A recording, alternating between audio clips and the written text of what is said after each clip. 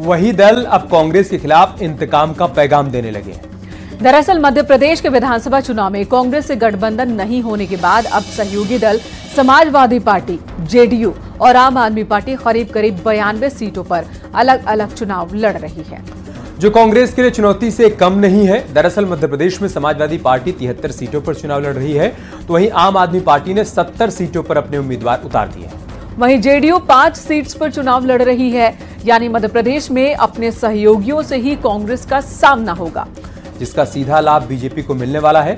इसी पर आपको एक रिपोर्ट भी दिखा दें।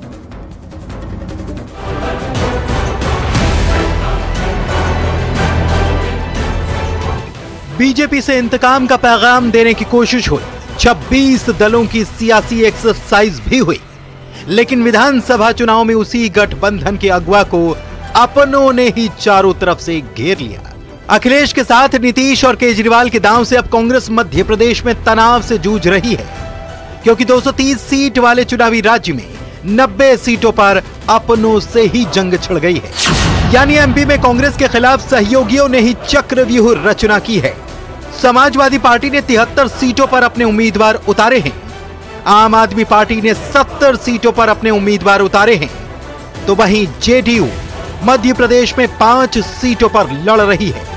यानी विपक्ष की तरफ से 1 सीट पर एक उम्मीदवार वाला फॉर्मूला 23 में ही फेल हो गया, क्योंकि अपनों ने ही कांग्रेस के साथ खेल कर दिया। 2024 के लोकसभा चुनाव में विपक्षी दलों द्वारा बीजेपी को हराने के लिए बनाया गया इंडिया गठबंधन मध्य प्रदेश की विधानसभा चुनाव से पहले ही बिखरता हुआ नजर आ रहा है। दरअसल इंडिया गठबंधन में कांग्रेस के साथ शामिल सपा, जदयू और आप जैसे विभिन्न राजनीतिक दलों ने ही मध्य प्रदेश की 92 सीटों पर अपने उम्मीदवारों को उतार दिया है। मध्य प्रदेश में कांग्रेस का खेल बिगाड़ने के लिए अखिलेश यादव के साथ ही नीतीश कुमार भी ताल ठोंक रहे हैं और नसीहत दे रहे हैं कि अगर विधानसभा में परिणाम उलट हुए तो फिर 24 के रण में 26 दलों का मेल संभव नहीं हो पाएगा, क्योंकि इस गठबंधन में सबसे बड़ी लड़ाई पीएम फेज की है। जो समाजवादी पार्टी का प्रत्याशी था वो आज भारतीय जनता पार्टी का प्रत्याशी है, और कांग्रेस ने भी जो प्रत्याशी बनाया वो दूसरी जगह से बनाया।